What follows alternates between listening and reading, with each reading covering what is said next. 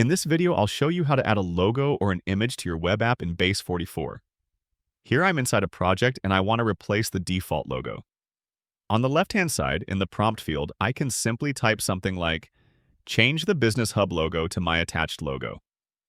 To upload the logo, click on the plus icon next to Visual Edit, and then choose Attach File. Select your logo image and attach it. Once that's done, hit Submit. As you can see, the logo has now been updated inside the app. The nice thing about Base44 is that if there are any coding errors during the process, the platform automatically fixes them for you, which makes the workflow really smooth. The same method works for images. Just attach the image file, specify where you want it placed, and Base44 will add it for you, and that's it.